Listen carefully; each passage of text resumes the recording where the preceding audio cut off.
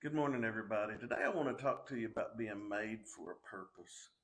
I recently heard a story about a young lady on a hot western Texas day pulling up to a stoplight, and she saw somebody up at the light holding a sign, like we do a lot of times. And as she drove closer, she expected to see a sign that was a request for food or money or some kind of help. But instead, when she got close, she saw these words: "You have purpose."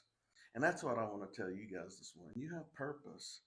Sometimes people have trouble determining what God's will is for their life, especially when they have had a life changing event like a graduation or a divorce or a death. And they just wonder, as Christians, I want to do what God wants me to do, but they get so wrapped up, sometimes they do nothing. And so it can become sort of a disabling act if we let it. But it doesn't have to be. I want you to understand that God made you the way you are on purpose. You are who you are, and you are where you are by God's design. Psalm 139 tells us that He made you that way. In verse 16, it says, "Your eyes saw my substance being yet unformed, and in your book they all were written, the days fashioned for me, when as yet there were none of them."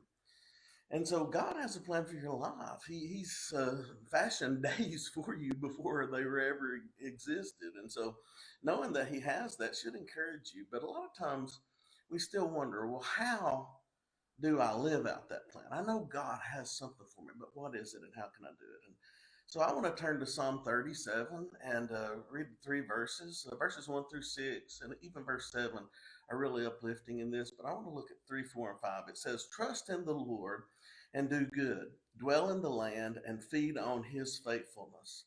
Delight yourself also in the Lord, and He shall give you the desires of your heart. Commit your way to the Lord. Trust also in Him, and He shall bring it to pass."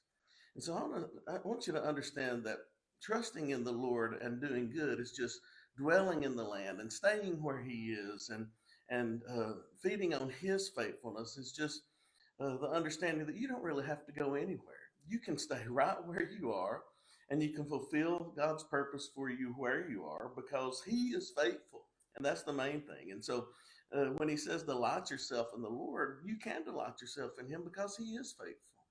And He has a plan for you. And when the Lord is your delight, you find yourself being fulfilled just simply from being in a relationship with Him. And that purpose filled life fulfills itself as you live for His glory. And He will lead you to fulfill the desires of your heart when you do that. And He says, "Commit your way to the Lord and trust also in Him, and He shall bring it to pass." And so when you commit your way to the Lord, sometimes He may lead you somewhere different or to do something different. But you just remain faithful to Him no matter where He leads you or what it takes you to.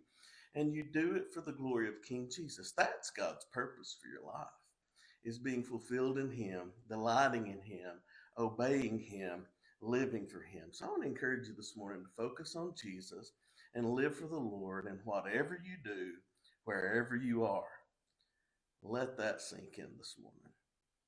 We're praying for you. We love you, and we're here for you. God bless you guys.